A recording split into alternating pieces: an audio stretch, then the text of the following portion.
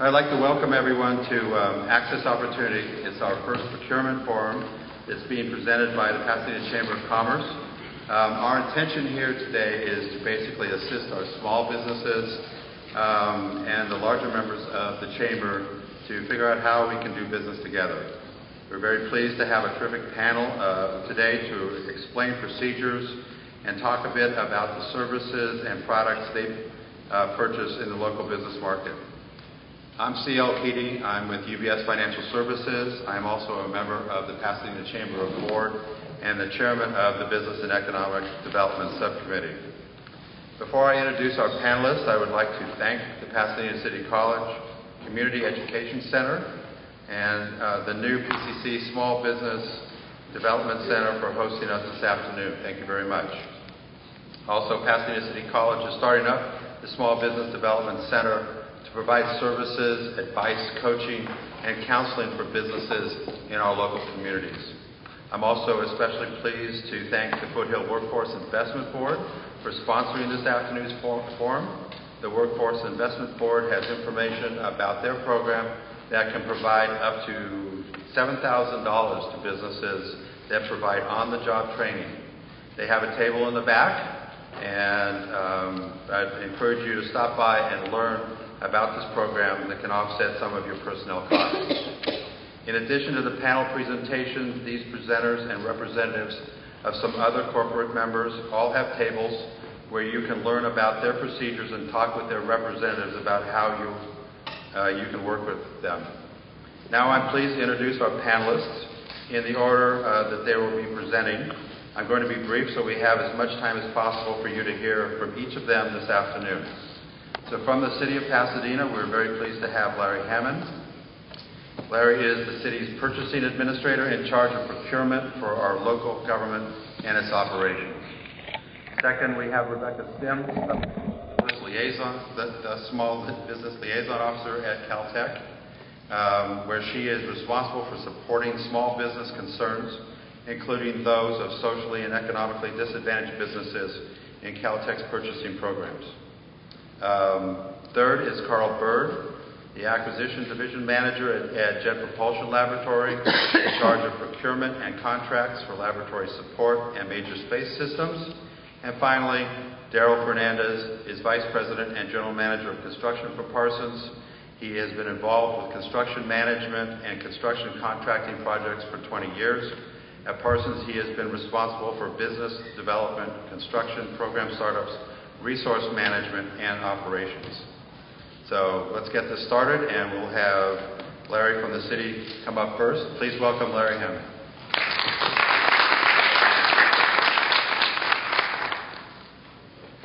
Thank you, CL. Good afternoon. I'm glad to see that so many people came out and can talk about procurement and doing business with these organizations as well as the city of Pasadena. And this is something that's really, really important to, I know you all, as it is important to us. It's very important for us to make sure that we can establish partnerships. The city of Pasadena, we'll talk about it a little bit more, really wants to make sure we establish those key partnerships here locally in the city, and to make sure that you all are in the loop in all the kinds of things that we're doing, procurement activities that are going on.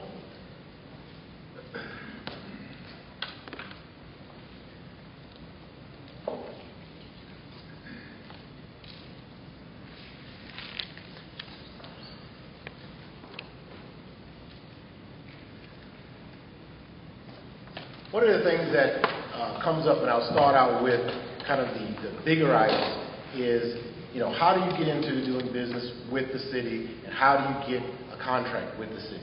One of the things that people hear about all the time is that, well, we got to go out to bid. We got to be the lowest bidder. That's how we have to get in. Oh my goodness, that is so complicated and so crazy that we don't want to be a part of that, and we just probably don't want to do it. And that's one of the things that we want to try to get across today and continue going forward, to make sure that people understand that there's certain things that we have to do, certain things we have to have. We are guardians of the public dollar, and we have to make sure that things the money is spent in a correct way. So sometimes it seems a little complicated, seems a little different than other ways of just calling up and say, hey, can I come over and just do work for you. But I'm going to try to show you today a few things as to how you get entry into the city business, how you continue to respond to solicitations, and what we do and what we expect. First thing is use of specifications. The specification is usually what we call a formal bid. Formal bids typically are contracts that are awarded to the lowest, what we call the lowest responsive and responsible bidder. Locally, we give a 1% preference. So if you have, that means in terms of those businesses that come in and bid and that are local, if you have a business address here in the city of Pasadena, you get a 1% preference. And on a large contract, that can be relatively significant. They generally require city council approval. So after the bids are reviewed and after we determine who in fact is the lowest responsible bidder, who met all the requirements of the specifications, they go to the city council, because city council has to approve that contract between the city and the vendor. Many times, especially for construction, we will require bonds. And I know that can be, especially for small businesses, that can be a concern. We require performance bond and/or payment bonds, and we'll be talking a little bit about that. And you can go back and talk to Antonio back at our table a little bit later about what we can do to offer you assistance in maybe getting bonds, performance and payment bonds. And also you need insurance. So you have general liability, workers' compensation. Those things are going to be needed for most contracts in the city. We also have what we call competitive selection. Many of you might understand or see it as the request for proposal process. We go out for request for proposals generally for service related. This is not necessarily going to be for a low bidder. This is going to be for architects. This is going to be for other kinds of activities that are service related. Then what we do then is we actually look at the qualifications. We set out an RFP and we say, what are the qualifications that we need for the job that we want to do? The factors can include the individual vendor's ability to do that particular job. People can check references and see if we've done other things. Also, you'll be submitting a proposal as to how you plan on implementing it. We will look at that as a major factor. And cost will be looked at. It won't be the determining factor, but obviously the city has to look at cost, and we'll use that as one of the evaluating factors when doing that. In terms of local businesses here, we can award a 5% preference, and that's in the evaluation, not on the cost factor, but in the evaluation process, a 5% preference to local businesses and small businesses. So in many cases, you can actually net a 10% preference. Those people who want to qualify for the small business, we have a small business preference. We have a reciprocity program with the state of California, so you'd have to register with the state to qualify as a small business, and we would need to see your certification as a result of that. So that's how you would do that. But a 10% preference can be significant when you submit a request for proposal in terms of your competitiveness against those competitors that are either not small and may not be from here in Pasadena. Sometimes in terms of RFP, we can actually negotiate the terms of the contract in terms of price. So you can come in and say, here's what we want to do, and here's the project that we want to do, and how we, in the process, the scope of work, to do your scope of work, and how we want to complete this project. But we might look at it and say, you know what, maybe we can make an adjustment here, an adjustment there, so that we can come to an agreement on a price, especially if the price is a little bit higher than maybe the city expected to pay for that. City Council will approve that if that contract amount is over $75,000. And in some cases, you will need something, professional errors and omissions insurance, as well as the other general liability and workers' compensation insurance that I discussed a little bit earlier. Now, a lot of times, the best way to work, and the city spends annually over $100 million in goods and services. A large portion of that is not necessarily the big contracts where we're over at the Rose Bowl, or we're building something, or we're putting down streets and pipes and those kinds of things. Oftentimes, a lot of these contracts are the smaller contracts, those that are under $25,000. Those go through an informal process, and many times that's a good way to kind of get your foot in the door with the city, is to look at coming into informal contracts that are available. And what will happen is the city departments will determine a need. They'll go out and get an informal quote. That can be done either by fax, phone, mail, or we can do it actually electronically online. Our I'll talk about vendor registration a little bit later, and we'll get into some of the specifics about that. If it's a contract that you want to, that's under $3,000, then the city staff can make that determination without having to go out for a quote. They can just say, we need this, and they're authorized to expend that level of dollar, that dollar level, they can do that. And 3 quotes are required between $3,000 and $25,000. Informal selection also it can use other criteria other than just price. We give a 5% local preference, and we still require insurance. Anytime we do services that are related to, that will be done on the premises at the city, we do require certain types of insurance. One of the programs that the City Council authorized a couple of years ago is what we call Pasadena First Buy Local program. Antonio Watson was here with me. He actually is the project manager for Pasadena First Buy Local. And basically we do a combination of things. One is that we do conduct outreach to local Pasadena businesses. One of the things that we do in conjunction with the Chamber of Commerce, and we make sure Paul gets the information as to what opportunities are available. And I know he sends that information out through his newsletter and other means to you all that are in the Chamber of Commerce. We identify and promote local hiring opportunities, so we work for hiring locally when we have projects such as the project that's going on with the Roller Bowl and other projects around the city. And we support and promote the application of local preferences that we can. And we create strategic partnerships. So we talked about earlier about bonding and potential financial assistance and those things. So we have strategic partners that we work with that can help provide those kinds of services to small and local businesses. One of the things you first want to do is make sure that you register with the city. You want to go to cityofpasadena.net online, and you go to bid opportunities, or you go to PasadenaFirstBuyLocal.com. Either one of those will have a link where you can go to bid opportunities and actually register as a vendor with the city. It's going to just ask you basic information. You can put in information relative to whether or not you're a small business or not. It's going to be other kinds of questions. What do you sell? What services do you provide? And those are going to actually set you up in the database so that later on, when bid opportunities come up in those categories, you can be notified through email that that something is available for you. You can then go to the website, look at it. If it's something that you're interested in, you can download that document, and then you can look at it and make any kinds of follow the directions and actually bid on that particular project. It'll also ask you something interesting. It asks about whether or not you're available in case of an emergency or a disaster. So we have a special, if you say yes, then it's going to bring up another set of questions to ask you. And you say, yes, I can provide certain kinds of help and assistance during that. You're going to actually get a facsimile of a purchase order actually printed out that you can print out at that point. And then you will be in our database. So should something happen here and around the city and we need to come to you for an emergency purchase, you said you're available, and we have emergency contact information that's going to be in there too. We can do that and actually work through the process of getting those items or services or goods in that case. Last year, you remember, or the year before last now, the end of the year before last, when we had the windstorm in Pasadena, we needed to quickly rally people to come together to pick up trees, all sorts of debris, and get rid of stuff and provide these kinds of services. And we were able to go to our emergency database, contact people, and you have a place where you put in your cell phone numbers and your home phone numbers, so we can call you at home and say, look, we got a problem. Can you go down and open up the store and give us some stuff we need? And that can actually be a very good partnership that we have. With that, I want to say thank you for your attention. I think we're going to have a question and answer period with the panel afterwards.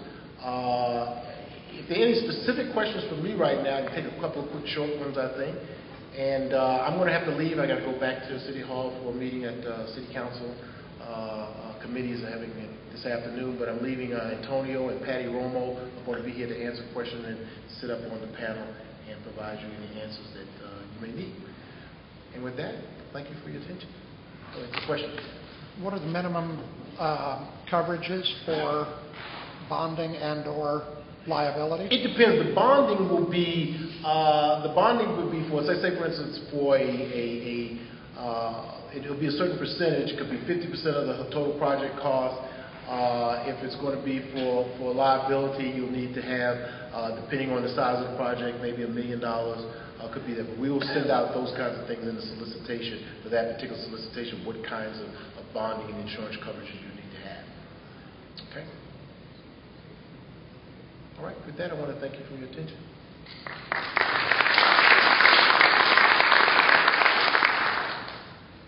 And after that, I want to introduce our next presenter, and that will be Rebecca Sims from Caltech.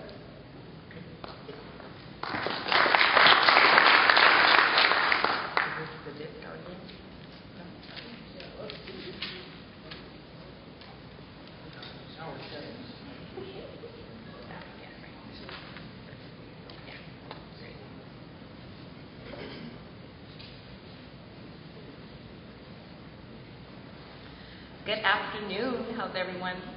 Good. My name is Rebecca Sims, and I'm actually representing Caltech as a consultant. I was with Caltech for 23 years, and now I kind of branched off and doing my own thing now, but assisting Caltech.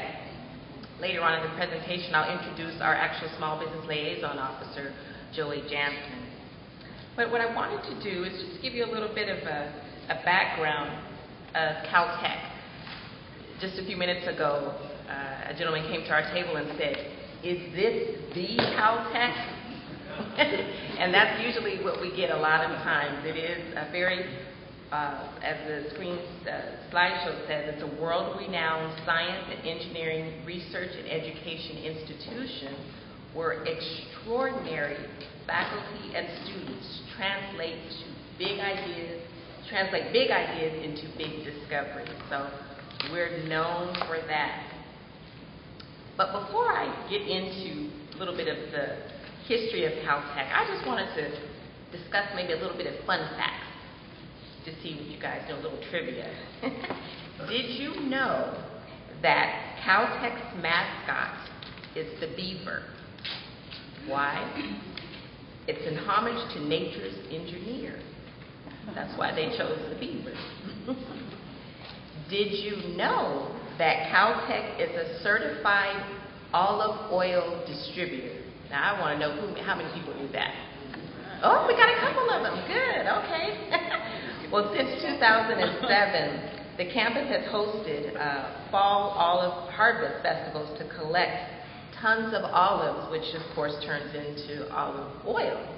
We have an actual area located on campus where it's called the Olive Walk. So, something that's new. The last fun fact is the Emmy-nominated television series, The Big Bang Theory. Anybody heard of that show? Yeah. It's set at Caltech, okay? And they actually taped some episodes on campus that featured a cameo appearance by the world-renowned astrophysicist Stephen Hawking. Mm-hmm. So we're on the map, okay? All right, back to business.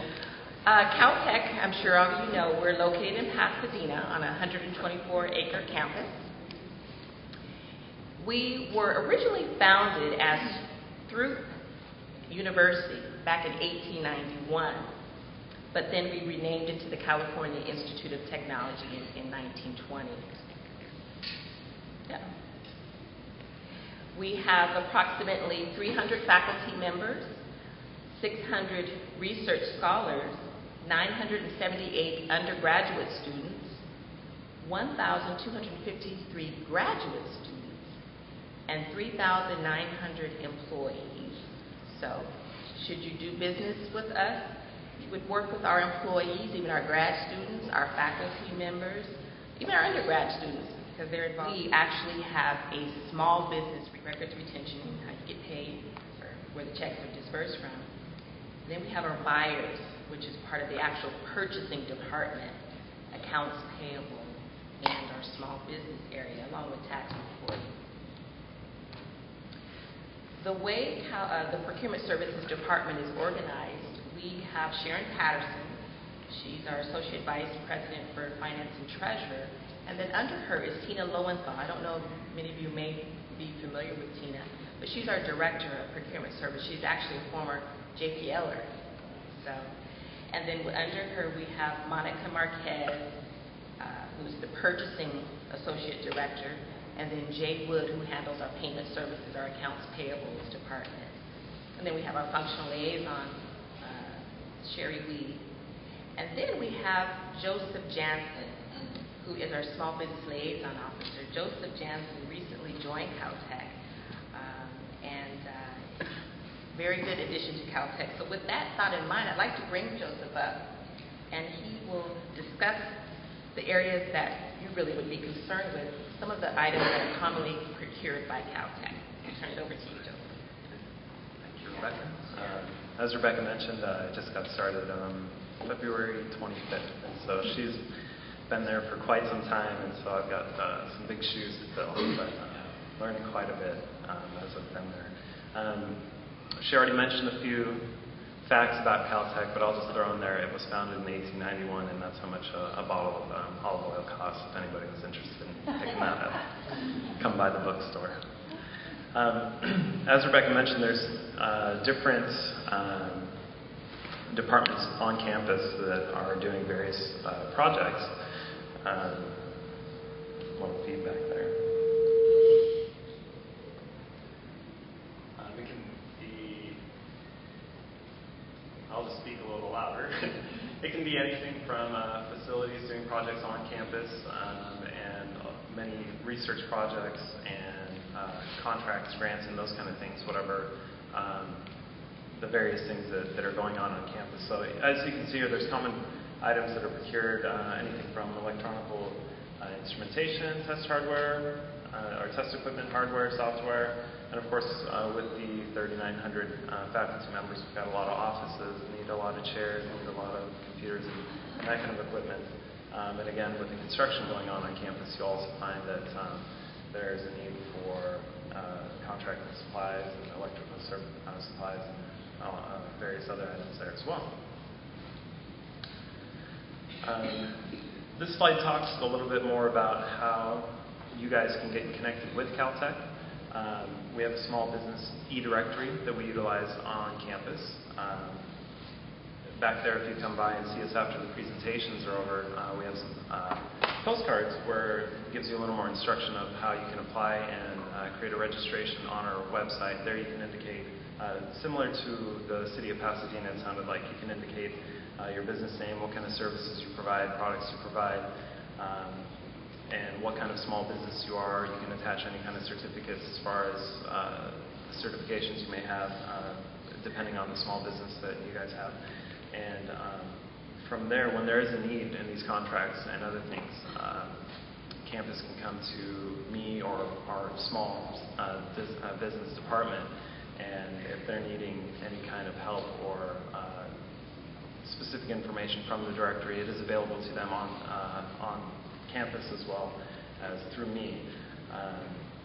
And annually, we also do recertification if anything's changed. That way we can keep our information up to date. I know companies change their spectrum as far as what they do, and you guys can go in and add other kind of services you may provide, and also just keep us up to date with contact information should we ever find a need for your business. And also, importantly, maintaining contact with myself, and we have another person in our department. Between her and I, we can kind of manage any inquiries that come in, and also you can send information to us, and then we can filter that out to campus. And again, if they're ever finding a need, then we can establish that contact with them. And again, this is our small business department. It's myself, the liaison officer, and then Monique, who is also taking over for another person that had been with Caltech for about 10 years. And so her and I together are taking over the program and just seeing ways that we can improve it, seeing ways that we can gather information from our community here and get that information out to our campus so that we can both utilize in the contract needs, but also just as doing our part of the community here in Pasadena as well. And yeah, with that, I'll turn it over to Carl. Thanks.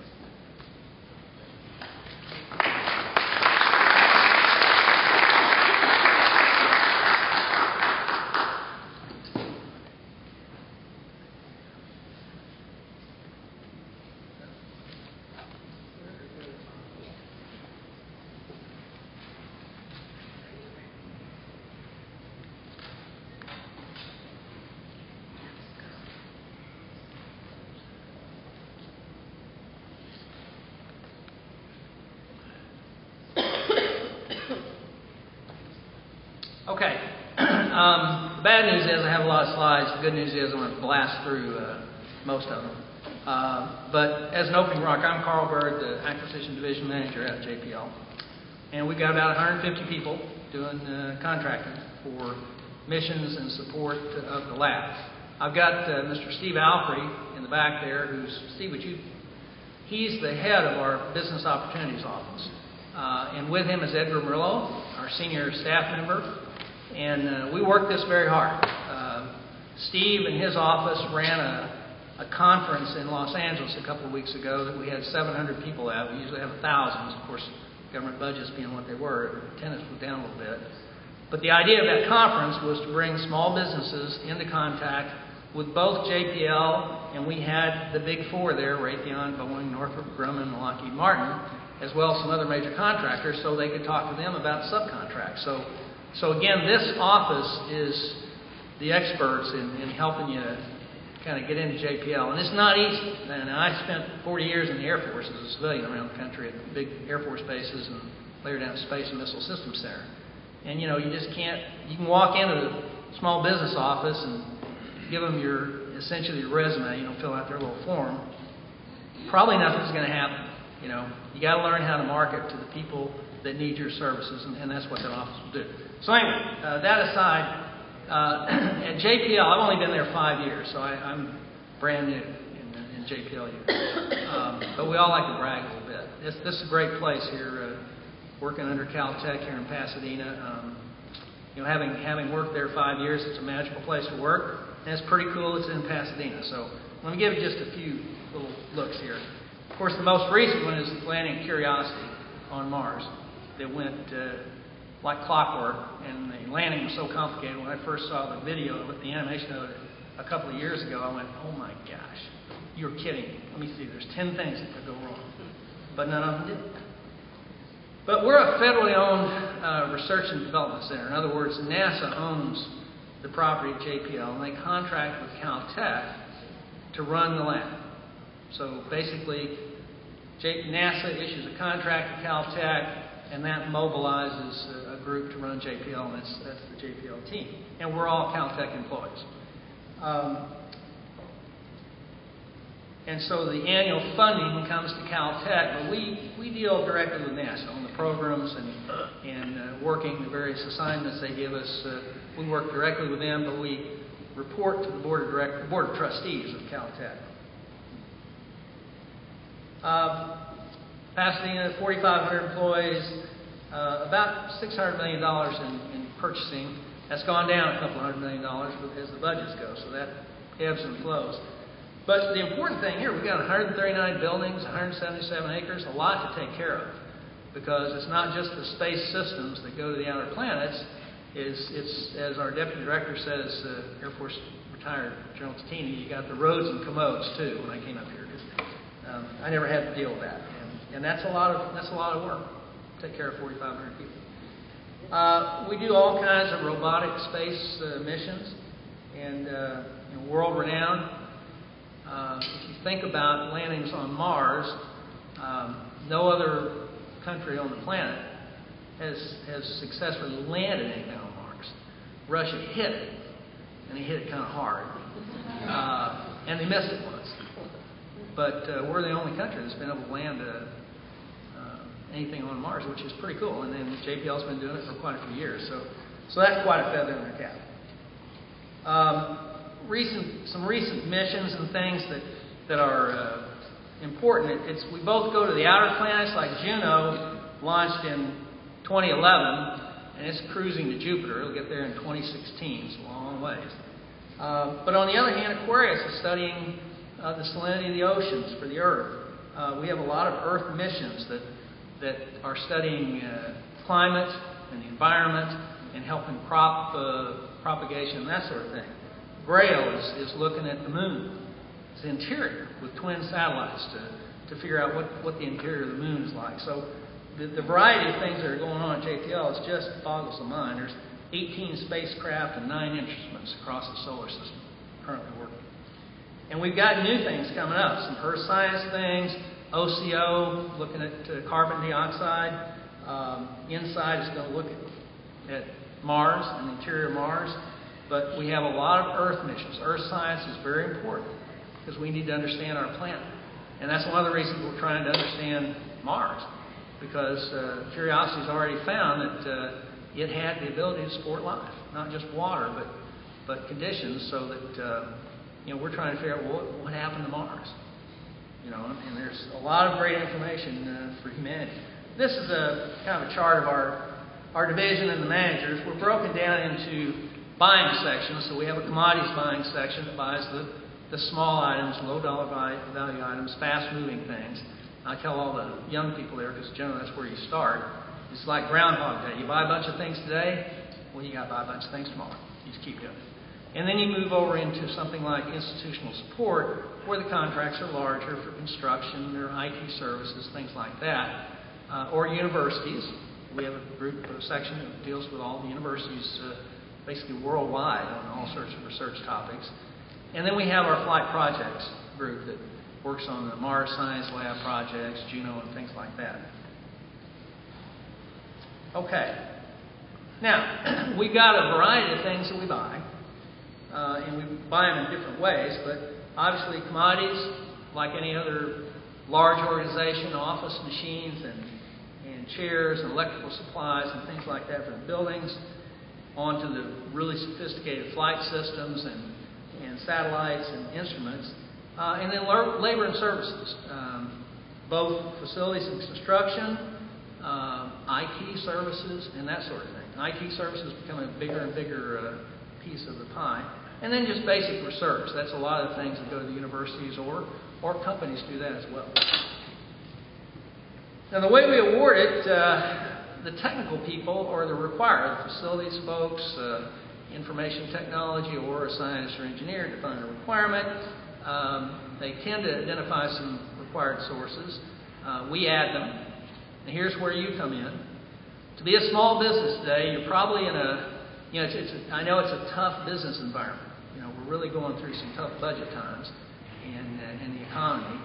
But, you've really got the administration on your side. President Obama has declared that he wants to support small businesses to bring the economy back. He is convinced, and his advisors and the Office of Managed Budget are convinced that if we can foster small businesses, you all are the ones that can grow and help the economy. So they're not kidding about this. They are calling the administrators of the agencies. Administrator Bolden goes over to the White House once a quarter and reports how NASA's doing personally. They don't want Bird down at Pasadena showing up or someone else. They want to see the administrator. So if you don't think we're getting some pressure to do business with small businesses, we are. We're really getting encouraged to do that. So, and that's why we're working it so hard. And that's why Steve and Edgar are really working hard. So you're going to receive a nice welcome from all government organizations, frankly, all federal government organizations, because they are being pushed very hard to do business with small businesses. So this is a good time to be aggressive. But at any rate, we go through some of the same processes as the city and Caltech do. You issue a solicitation of some sort, a little quote, or a request for proposal, select a source, negotiate a price, and award a contract. JPL awards what we call subcontracts, since we're under a prime contract to NASA, but it's essentially a contract. And it varies from purchase order, not a small, simple agreement. Maybe use a purchase card, like a charge card. And then we have some blanket agreements, pre-existing agreements. We work with General Services Administration, and we do some e-commerce. So we have a variety of mechanisms to do purchasing. And then the subcontracts, which is a formal, much larger contract. And I'm sorry to tell you, it has all those government clauses in it that go on forever, and some of them near unintelligible. I can say that because I'm a lawyer too. Sometimes I read and go, okay, I need to read that about 3 more times. But to get into JPL, one, we have some workshops and conferences that you need to get in touch with the Business Opportunities Office and get the schedule for those. And then, come out, make contacts, make an appointment with them, talk to them. See, they can help target you when you explain what your business does or what your skill and talent is. They can help steer you towards those offices or departments that you'd have some opportunity with. And I'll be blunt with you. Sometimes they need to tell you that we're not doing that. I know a couple of years ago, I think we had a lot of feeling that, wow, there's a bunch of construction going on at JPL, and it was just 2 or 3 companies were doing it all, and nobody was getting a chance at it. And I said, we need to tell them what we're doing, which is not much. We don't have much money. So we actually had a little conference, and I don't know, we had 20 local firms, maybe, quite a few, come out. And honestly, what we told them was, here are the few projects we've had, some little maintenance projects. We did build a flight project center, which is a huge job. And now we're building a parking garage here soon. But in between that, it's pretty slim. And frankly, sometimes that's good for people to know that, hey, I don't need to keep spinning my wheels thinking there's some pot of gold at the end of the rainbow. There's no pot of gold. So part of that was just straight talk. We will be honest with you. And because we really want you to use your time wisely. So we'll help target you, but we'll be candid too and say, you know what, we're not doing very much of that. Sometimes you'll have something so amazing you can create a need. So again, we don't want to turn that off. We'll help steer you in the right direction. And the other thing is exploring some other options.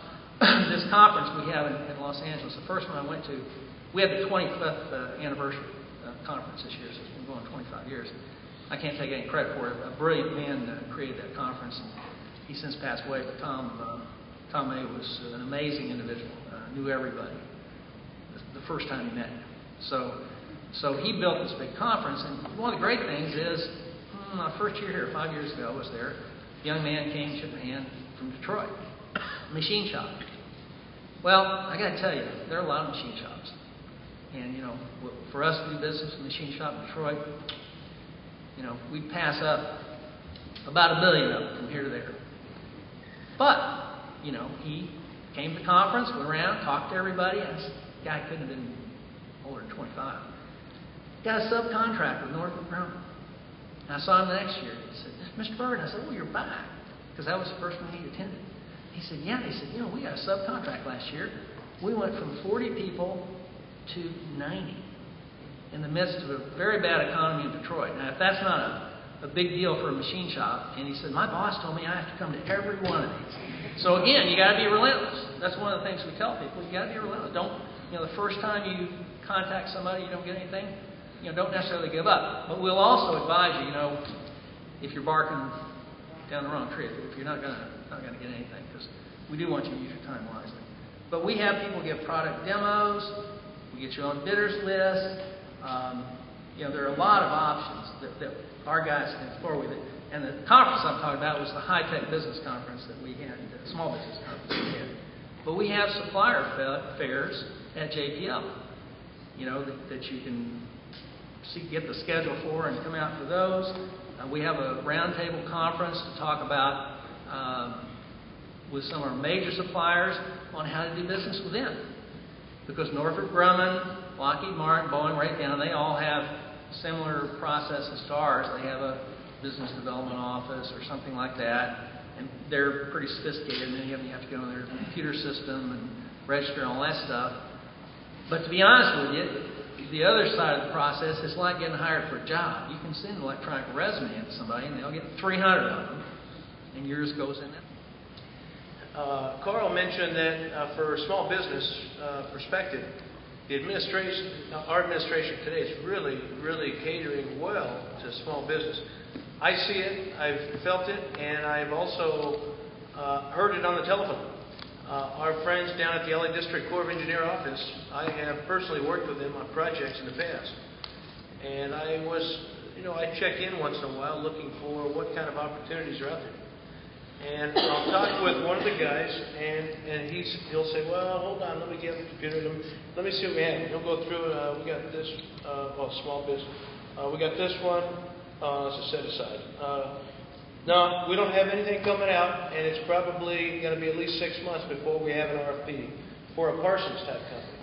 But and he'll start to name a few that are really tailored to small business. And the best thing about it is like Carl mentioned, the solicitation process, and I think Larry mentioned this also from the city standpoint, the solicitation process is very streamlined. when we go to bid for a job, it's a pretty healthy investment from a Parsons standpoint to bid that size contract that we would go after, but they get awarded very quickly because they want to get the small business involvement. So, good timing. Parsons, what I thought I would do is give you a little bit of background, and like Carl mentioned, I've got quite a few slides, and I'll try to push through them fast. Maybe I can get a show of hands. How many of you are familiar with Parsons? Because we're a long-time Pasadena company. Yeah, so I probably don't have to give a whole lot of detail. Like I mentioned, we were in oil and gas, and it was very cyclical, and so our CEO, about nearly 10 years ago now, decided we're going to divest out of oil and gas, and so we did that. We sold it, and now we are really heavy into transportation, environmental and infrastructure, which is a lot of commercial buildings and utilities, PG&E kind of stuff, and then also our defense work, all of our federal contracts. We've actually bid for work at JPL at one time. So that's kind of the three business units that we have. Real quickly, that's our organizational chart. We are doing a lot of work overseas right now because domestic is kind of down. We are doing a lot of Middle East work in MENA, Middle East, North Africa, Australasia, and Latin America. We are moving into Latin America now. We just acquired a company that is probably going to help us get involved. And Canada is also another market that we're doing a lot of new work. And it's still sort of a new territory for us, but we have some good contracts. We have Parsons is a company that has very strong core values. And after all the years I've been there, I can say that it's absolutely true. We are at the peak of safety culture. To me, there's nothing that we shortcut when it comes to safety, and I know it, I live it. Our policy is no telephones on the road. If you're driving with a Bluetooth, it doesn't matter. And we have now terminated employees that were in a car accident, and their telephone bill said that they had the phone going at the time of the accident. And so that's pretty black and white. Ethics in Parsons, it's really a high standard, and I've seen the same thing happen in our ethics. And I think from a business standpoint, small business does have a lot of flexibility. You can do a lot of things. Constantly think about ethics. And I've seen it myself with small business on one of our projects, and I really don't want to be involved with it again. It was money. It was hey, thanks for this job, and I reported it, and it happens. We just have to be highly concerned that ethics can get you in the newspaper if there's an issue, and you don't want to have that. Our business services, we are engineering, procurement, construction. Those are the kinds of services that we do across the board, and I'm going to rush through these quickly. Transportation, we do all kinds of different transportation, road and highway, bridge and tunnel, rail and transit on the top left, and a lot of aviation projects. Locally, we're doing LAX, we're doing MTA work. So locally here, there's a few major projects, and there's a lot of budget that is going to be spent, both at LAWA, especially in transportation, LAX, and Metro Rail. Internationally, don't know that anybody in this room is interested, but there's a lot of work in Dubai and Abu Dhabi and Qatar. Water, wastewater, we do a lot of those kinds of projects. Bakersfield, SNWA, Southern Nevada Water Authority, lots of long-term major programs, multi-billion-dollar projects. San Francisco, another multi-billion-dollar job. Buildings, healthcare, education, energy, life science, pharmaceutical. These are just some examples. Defense, this is our federal work. Federal projects in the past have been at the top of our revenue, along with transportation. Those are two markets that we've really, really relied on for many years. Defense, of course, now is a little bit down in spending. Shut down the base realignment work, closures. That's been a market that we've been involved with. Environmental. We do a lot of environmental work here locally. And that's kind of a lot of information. We're going to skip that one. So now we're down to some tailored slides here. Small business considerations. I think we're a little different from the other entities on the panel because we are private. Parsons is a privately owned company. We're employee owned, 100%. And so everything that we bid on is highly competitive. And we also have to really look hard at strategic teaming. So from a small business standpoint, I think this is where it's really important to look at your own companies and see what you bring to the table. And I think how you market your companies, you have to really think hard and see geographically, is it a fit? Parsons does some work in LA area, Pasadena area, but we do a lot of our work outside this area. So I don't know if your companies have an office or a body, a person. Small businesses I know do have a person. They say we have an office, and that's good. If they have one person, that can be an office. If he works at home, she works at home, that can be an office. That could be a resource. And sometimes, strategically, that could help in the sale. If we're doing a proposal and we can say that we have somebody in that city, man, that's what you need. Sometimes it's an absolute requirement, mandatory, that you have a local person with local knowledge and maybe a local office. So that can be an opportunity to integrate for geographic reasons. Services and products, of course, we're looking for very specialized people. A lot of times, either we need a specialized person or we have to meet the requirement for the percentage of the contract has to be small business of some kind. I already mentioned support to the... no, I didn't mention this. Support to clients. If you've worked with a client in the past and you have a wonderful relationship where that client has confidence in you, you bring a lot to the table. So that is a huge piece that you guys really shouldn't underestimate at all, because we need that. A lot of times we'll go after a contract in a city or a place or some specialized piece of work. If you guys have that talent and that relationship with a client, knows you, trusts you, and really believes in you, my gosh, that's highly marketable. So that's tied to our BD benefits. So I guess that just goes along to say, know your business, identify areas of possible business integration. You know, I think it's been said a few times already. You got to sell yourself, and it is not easy, but at the same time, you can be very strategic. And if you have the right resources within your companies, and you can find that connection where you integrate, my gosh, you're high value for teaming. So, how to team? Really understand and sell what you do, where you do work, and where it fits into Parsons, in our case, or a competitor of Parsons. I think you know, we've got a lot of competitors that we compete with, and I mean, we've had joint ventures. I shouldn't say JVs. I should say teaming subcontractors that say, well, I don't want to be exclusive, and I'll be on this proposal and that proposal with your competitor. Sometimes we'll take that.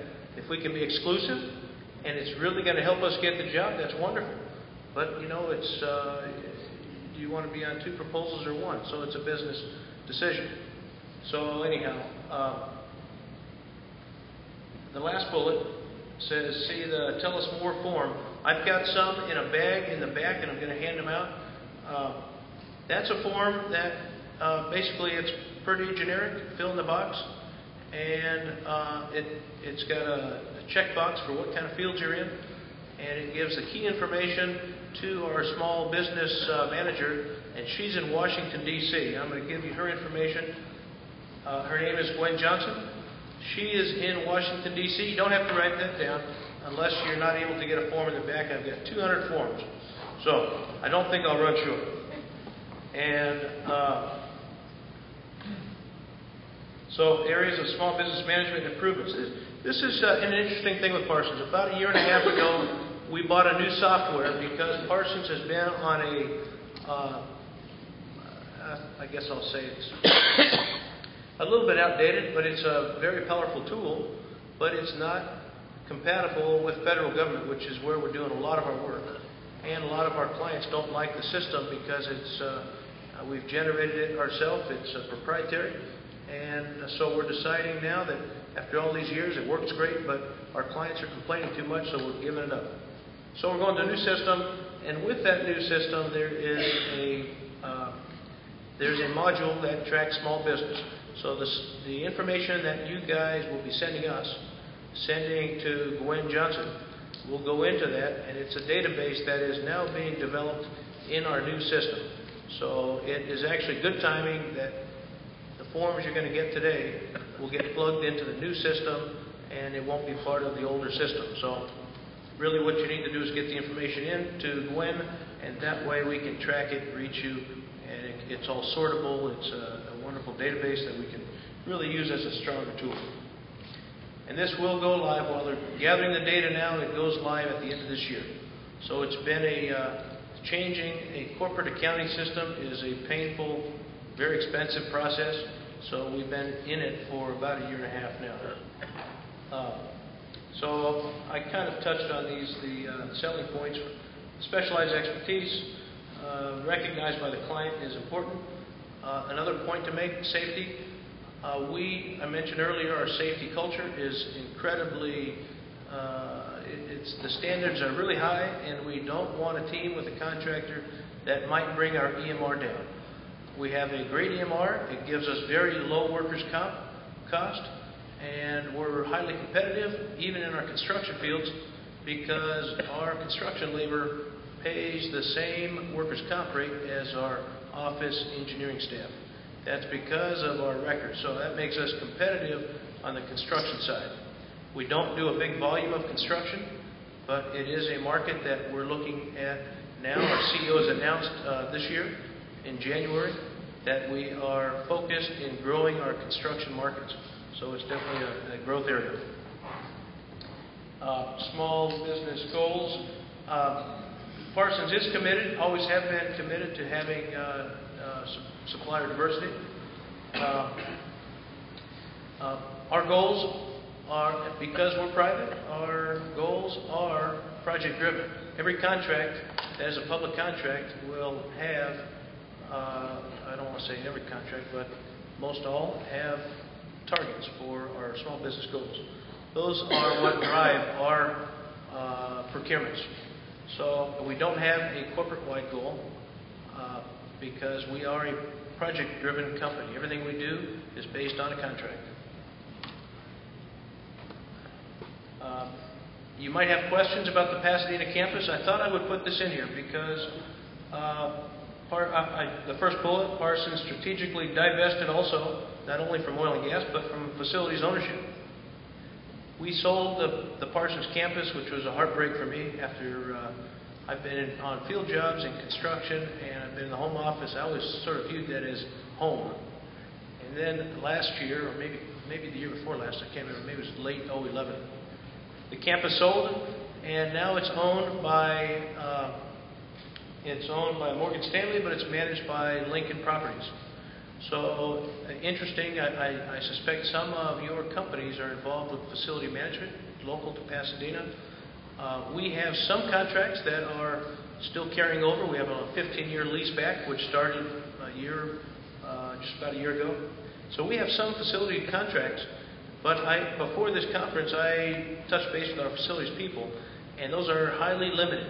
So another entity that I would say that it might be worth contacting is also this Lincoln Properties, because they not only have the Parsons Tower, because we are downsized to Pasadena, the two pods, east and west annex, not pods, the two annexes are owned by or leased by Kaiser. And they have a lot of facilities, a lot of people, and a lot of operations. So Lincoln Investment takes care of those 100%. So that's how we've done our facilities. Just a couple examples there. And that's the end of my slideshow. I guess for questions, maybe open the floor. I'll let you shut that down.